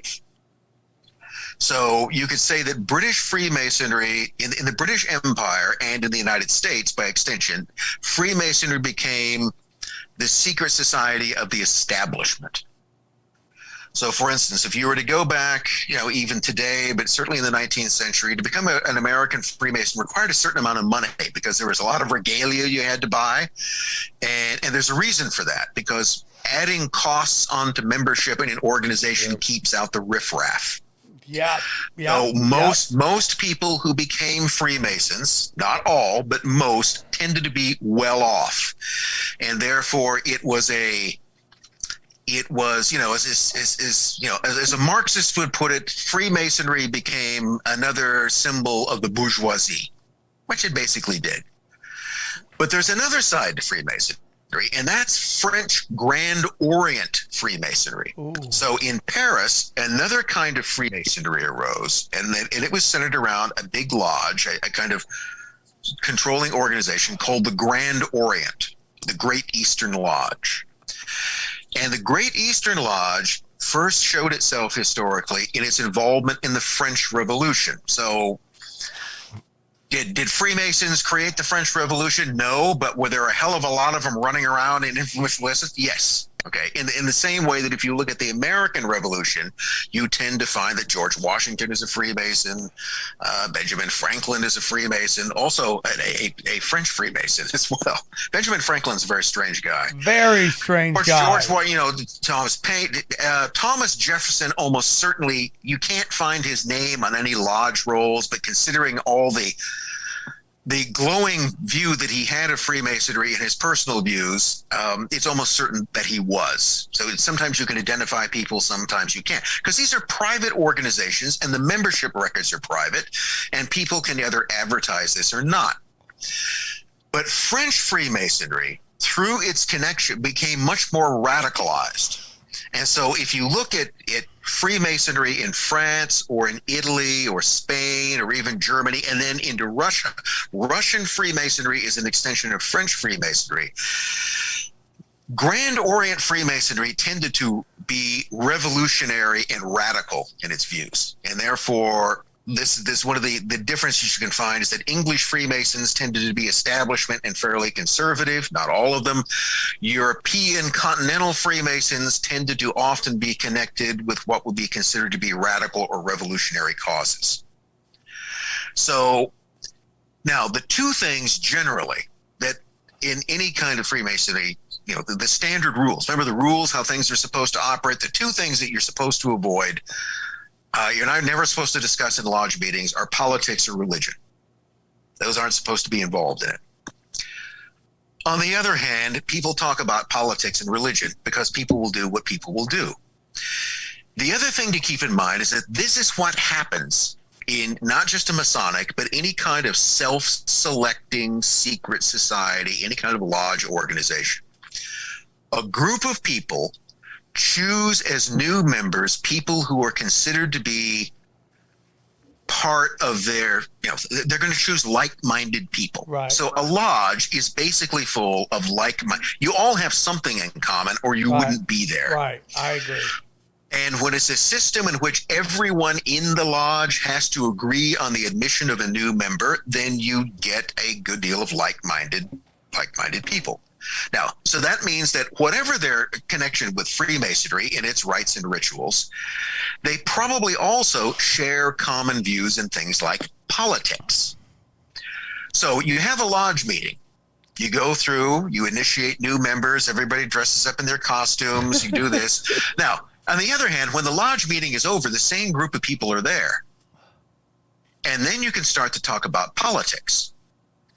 So the one thing, even though there is supposed to be, by the rules, a kind of wall between Freemasonry and between the Freemasonry specifically and politics, they inevitably combine in most cases because the lodge itself, what it's doing is that it's bringing like-minded people together and it's binding them together in an atmosphere of mutual support and secrecy. Remember what we said about conspiring before? Yes. So if you wanted to create the perfect conditions to plot a revolutionary conspiracy, that's it. So it's not that this has anything to do with what it is that Freemasonry believes with it. It's what most Masons will tell you is that what Freemasonry is about brotherhood and self-improvement. And I think most Masons that I know are quite sincere about that. It's fellowship. There's a fellowship and self-improvement. You learn to be a better person, and you gain the fellowship of people who were there. There's nothing mysterious or occult or weird or satanic about it. Well, I think that it doesn't have to stay that way. That's the whole thing. Yeah, well, I think that the human nature is that any group, if it's concentrated enough, can get a cult-like feel. Like when you start to just have like-minded people sitting together with no outside point of view, it can get very much like a cult. I mean, our last guest, Owen Benjamin, he has people out building houses, what he considers a good person. People are calling him a cult. Yeah. I mean, He's it's not just fucking no one yet. I mean, but a great example is Hollywood. I think you look at what's going on in Hollywood right now. You have a bunch of people who are like-minded, and what eventually happens is it becomes political because they end up talking. And what you were talking about earlier, where you're not supposed to talk religion or politics, now, for some reason, seems to be the common theme. Not so much religion, but more politics. And this herd mentality that goes on in LA that I think has to do with the fact that you need 1 billion green lights to get a gig. And if you get one red light, you don't get the work. So you have to bend over backwards to virtual signal to everybody that you're playing ball, that you're part of the crew. And that's kind of what happens here. Do you just get like-minded people just all co-signing on each other's stuff? And I think it just inevitably becomes a cult where it's just like groupthink, and conforming to the groupthink becomes the thing to do. And I think there's something to that for sure. Yeah, but it becomes, the other term that gets used is echo chamber. Yeah. Where you only hear one. It's often argued that the internet, by creating chat groups and different, it creates echo, which it does. You only hear one opinion, and it simply reinforces this as people move it around. And I think in a somewhat modified way, if you go back to Masonic or other lodges, there are a whole endless variety of what we call fraternal organizations or secret societies, which were very selective. I mean, the one thing, something else I do in that series is that I start out by saying, okay, well, how are we going to define what's a secret society? Well, it's generally not because it's secret. I mean, it's not like people don't know that Freemasonry. I mean, look, Masons advertise their presence on the outskirts of every town. Yep. Yeah. When you drive into a town, there's generally a sign that tells you what organizations are there. And if there's a Masonic, so they're not hiding. So what goes on is, the old saying goes, is that Freemasonry isn't a secret society; it's a society with secrets. That is, its rituals in particular are guarded from those. You have to be initiated. It's an initiatory society. Yeah. So the way that works is that, first of all, you're selective in who you recruit. You just can't come in. You have no right to be a member of this organization. You must be chosen. You're vetted. Everybody generally has to agree. And then you're sworn to secrecy. So every time you turn around in Masonic rituals or others, you're swearing your life away, literally or figuratively, that the horrible things will happen to me if I ever reveal any of these secrets. So here's a question I actually had for a Masonic friend of mine. I said, look, I'm not a Mason, and if I want to know, if I want to know your rituals, I can go in the internet and I can figure them out. All right. I mean, they're not that hard. And he goes, yeah, that's true. I mean, they're none of our secrets that you, as a nosy outsider. They have a term for that, by the way, a cowan. A cowan? So a cowan is a non-Mason who tries to learn the secrets of Freemasonry. Cowan. And it's not meant as a compliment. So, anybody. But he goes, that's not really the point of it, and it never was the point. I mean, there were always people. There were always members who would betray their oaths and tell. So, if somebody wanted to figure out the secrets of Masonic rituals, they could do so. He said that isn't it. The point is the test of character on the person. You swear you swear your loyalty to the organization, you swear secrecy, and then it's upon you if you break your word. So it's not as if probably that the wrath of heaven is actually going to fall on your head, but you'll simply show that you are a untrustworthy, bad person. Yes. And it's a test of your. So you've been told you must keep these things secret, even though really they're not secret. But the point is, no one is to learn it from you. I love that. There.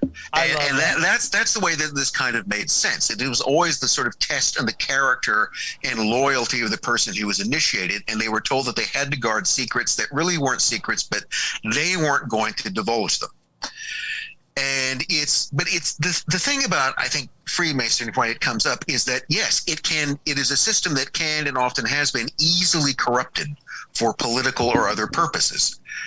And if you wanted to find a real example of that, there's none better that if you looked at the P2 Lodge in Italy in the 1970s and 1980s. And that ring any bells? Anybody heard of the P2 Lodge? No, but I want to hear about it, please. Okay, well, the P2 Lodge, what P2 stood for was Propaganda Due.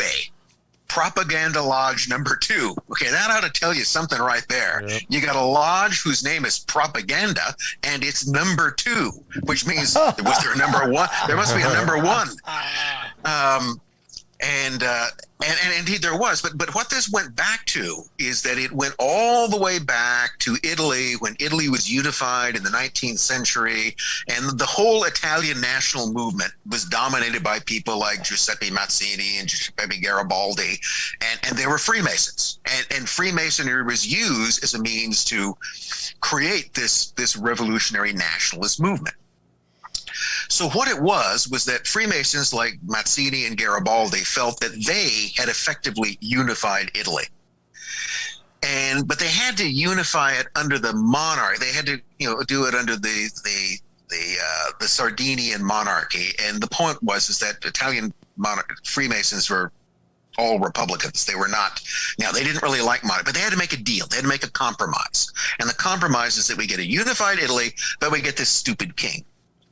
Now, because we don't trust the king, we're going to have open lodges. There's going to be the kind of public Freemasonry that the king can see and he'll go along with. But then we have to create secret lodges.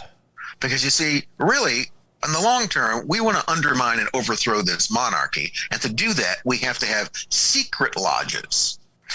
So the original Propaganda Uno Lodge was one of these secret lodges that technically didn't exist and which didn't actually support the existing government. They was carrying on continual political propaganda and agitation. And then Propaganda Due appeared after World War II, with the fall of fascism. Mussolini had suppressed Freemasonry in Italy, so all Freemasons tended to be anti-fascists. Well, not all, but most. So it comes back. But Propaganda Due first was somehow then became closely linked with a kind of neo-fascist movement that wanted to overthrow the Italian government. But then it began recruiting members until eventually this lodge had like 800 or 900 people in it. And among the members of this one so-called secret or black lodge, this kind of hidden lodge, were the heads of all the Italian intelligence services, the heads of all the military services, about 100 members of parliament, media figures like, ever heard of a guy named Silvio Berlusconi? No, we haven't. He was a member. Okay. This was the guy who would then later go, after the lodge was exposed, Berlusconi still went on to become, prime minister 5 different times in Italy. But the whole thing was entirely corrupt. It was a secret government. It was a secret government, and let's put it this way. P2 had most of the powerful people in Italy, business figures, military figures, intelligence figures, all sort of operating. It had ties to both the Socialist Party and the neo-fascists. It even had ties to the Communist Party. It had tentacles in all of the different political parties, but it wasn't a political party. And it also had connections to the CIA. Why not? I mean, the CIA is not going to ignore this. And so what you had was this this secret government. And it was also connected to the Vatican. And the whole thing began to unravel when this particular Italian banker by the name of Roberto Calvi was involved. This big bank in Italy failed, the Banco Ambrosiano, one of the biggest banks in Italy, and also very closely tied to the Vatican Bank, and also closely tied to the mafia. And Roberto Calvi had fled Italy to avoid criminal charges, and he went to London, and then he was found hanged under Blackfriars Bridge with bricks in his pocket. Oh my God. And the significance of that is that generally it's a kind of Masonic assassination. Okay, the bricks in his pocket, the whole, And so it was initially thought it was a suicide. Eventually they figured out there's no way that, people could commit suicide that way. So he was murdered. I think that's still unsolved.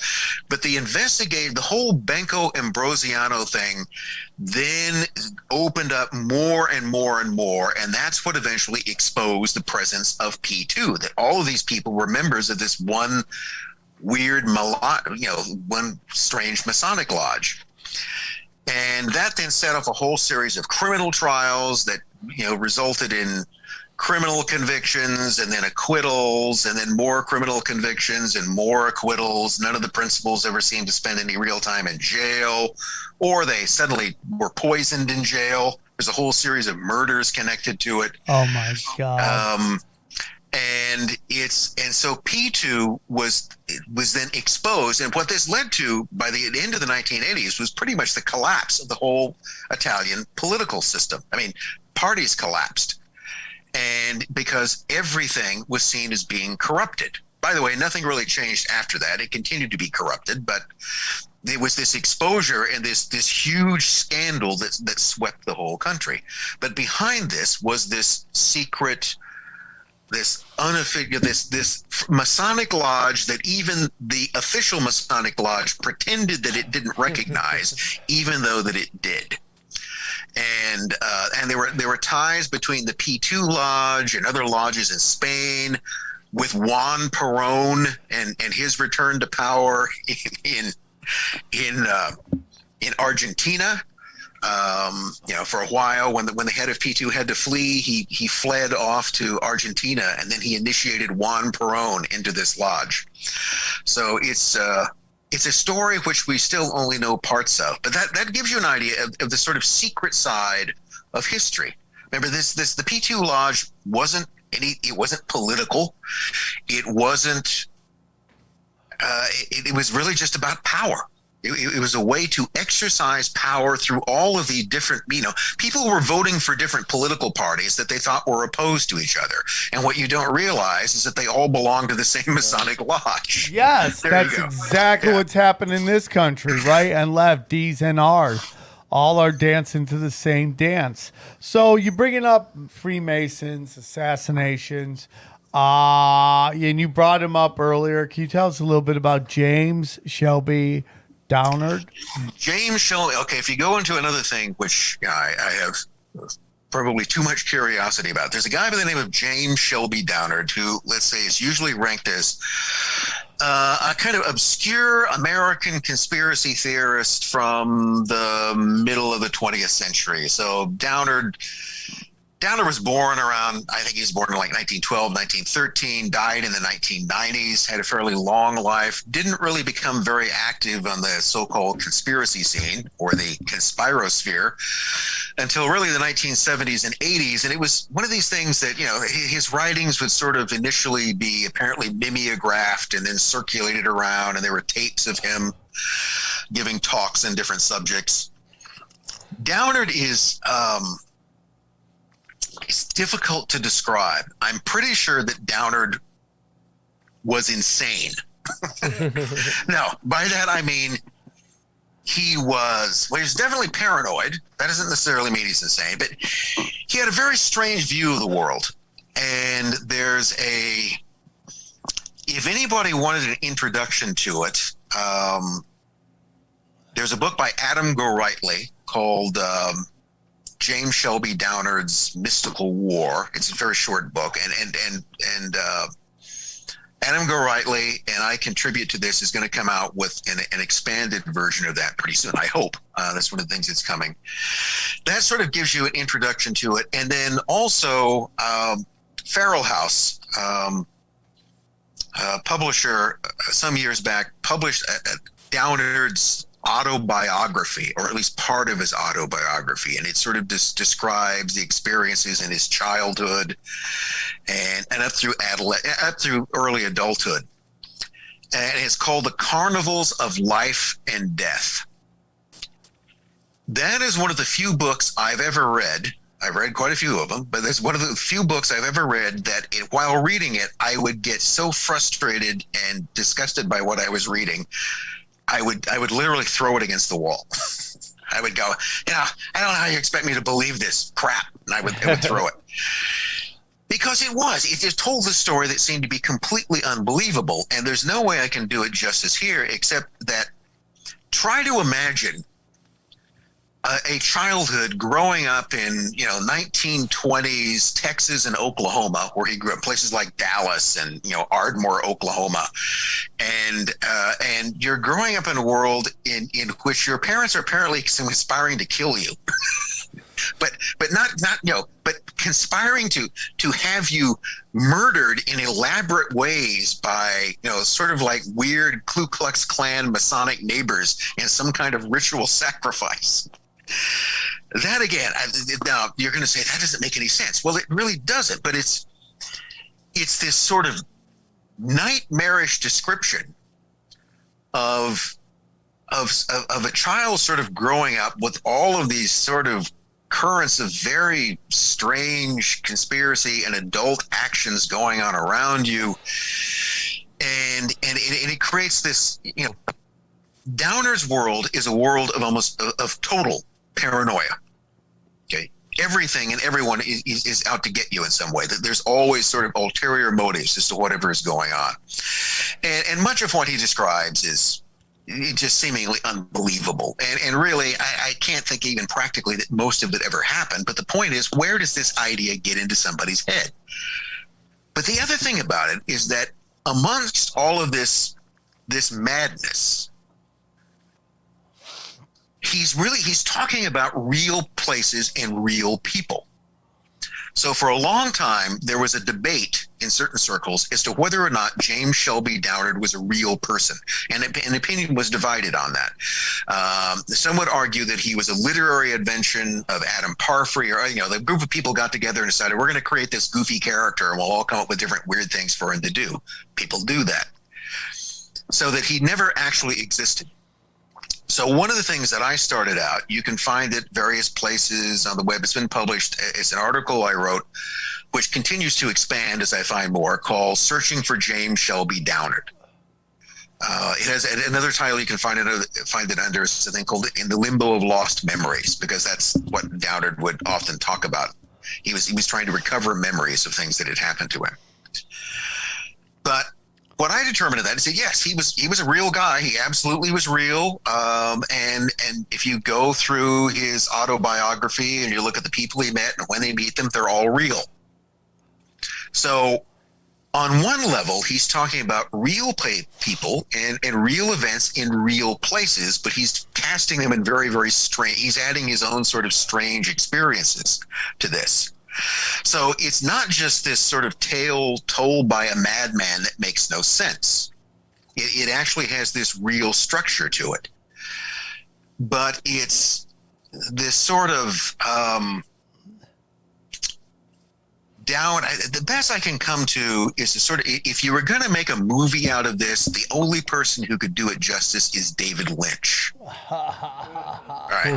So if you're ever going to know what David, Twin Peaks, Mulholland. Okay, this is like, if you've ever seen Mulholland Drive, tell me what that's about. Okay. Yeah, that's an insane movie. What in that movie is? I mean, you're watching it and you know that something's going on, right? Yeah. There are these characters, but you can never. I've watched that movie probably at least 7 or 8 times. Yeah, me too. And you can come to different interpretations, but on the one level, what you're seeing makes sense, and yet overall, it just seems. there's some way that you can't connect all of these things together somehow. Well, that's what Downard's whole sort of conspiratorial, paranoid view things. It's a Lynchian universe. Okay, you have to imagine an entire universe which has been created by David Lynch, and this is how Downard's situation. So it's like the rantings of a madman, but then at some point you realize that he's not mad, and he actually will sometimes reference things that seem to be. You'll go, well, that sounds vaguely familiar, or that's not quite as crazy as it seems. So what it actually, as far as you can, I can construct his life, in a sense, beyond what he says, is that at some point as an adult, Downard came to believe that his previous memories had been erased, that he had been subjected to some kind of either torture or procedure. He makes these vague references to being held in some sort of hospital or facility out in the desert in some godforsaken wilds of Nevada or something, and that his memories were erased and replaced with other ones. But then what would happen was that his original memories would begin to bleed through. So in his writing, in something like his autobiography, what he has here is this kind of combination, is his attempt to recover what he thinks those original memories were. But even he isn't sure whether this is actually what happened, or this is how his real memories have now been combined. Those and the false memories have combined together. But in many ways, I kind of look at it, it's a man who was trying to recover his own sanity, who had some kind of catastrophic, some sort of traumatic mental breakdown. And for a couple of decades, he just disappears. You can't find anything about him. He basically vanishes around 1945, and then he crops up again living in a trailer somewhere in Arizona in 1965. And for what I suspect he was institutionalized for a while, but there's no details on that available. But it's this tale of there's also this kind of MK Ultra pall over this. It's one of the things, if you want to begin to read things into it, you can argue that he was somehow part of some sort of experiment, some kind of mental experiment with memory, or he was used to do something and his memories were erased. So there's this whole mystery around the man. There's a mystery about what he became most famous for. And if somebody was going to look at it, is a document that originally was just circulated. You can now find it in a number of places, called King Kill 33.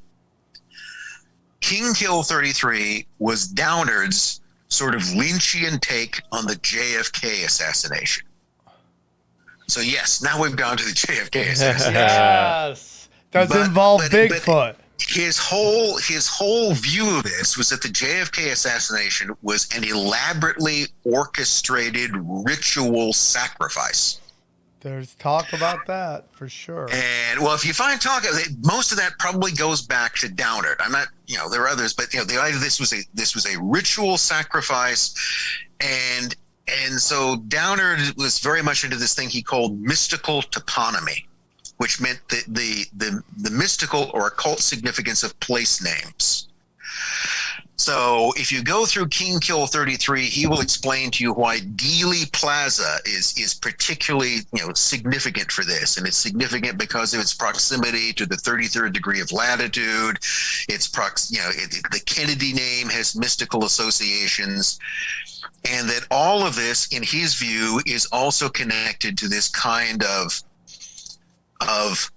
underground form of Freemasonry, which I don't think has any connection to sort of normal everyday Freemasonry. But I put it this way: I'm not a Freemason, but on one side of my family, a lot of people were, and I don't think they were doing anything weird.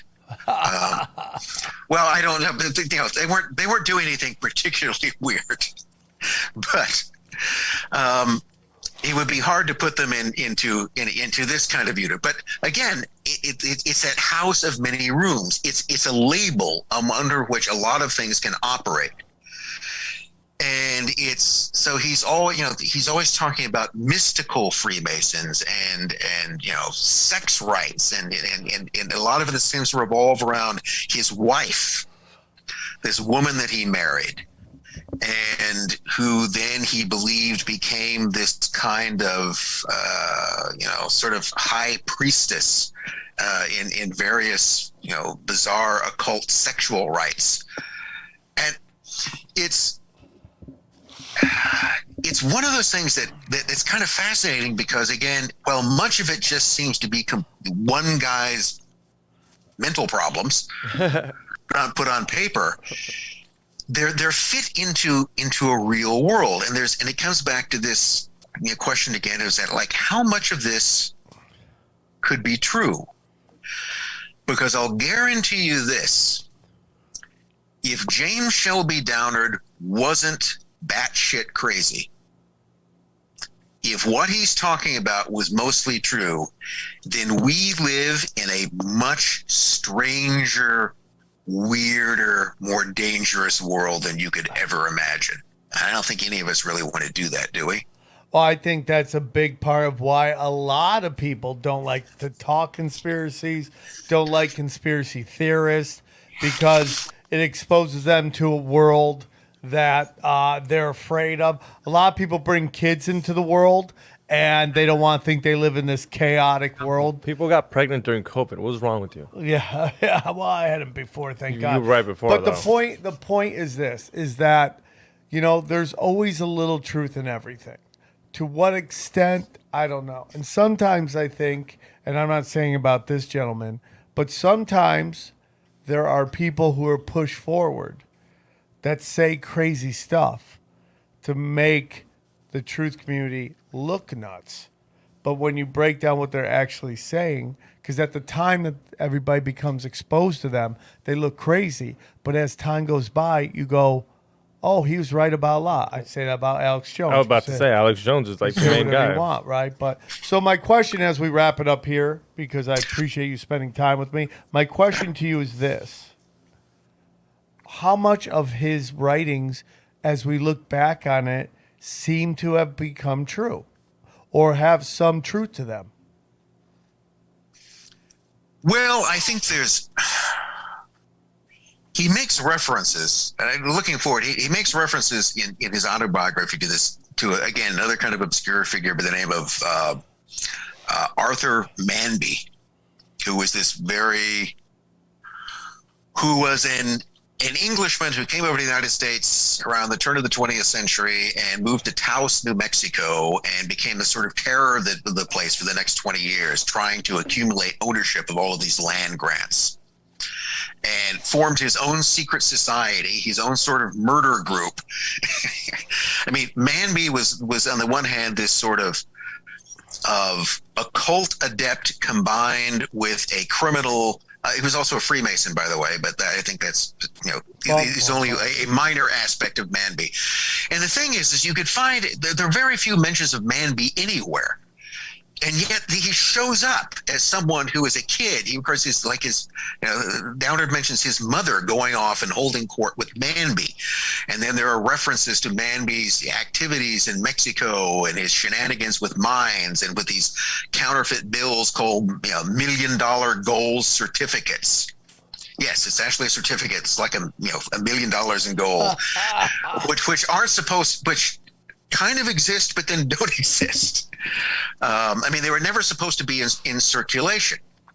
But those are the other thing that he'll mention is the Millionaires Club on Jekyll Island, which was this very private club on an island off the coast of Georgia, where all the big shots on American Wall Street in the early 20th century had private houses. I mean, this was the most exclusive club in America, which again was not generally known, but somehow this Downard guy knows about that, and he knows about Manby.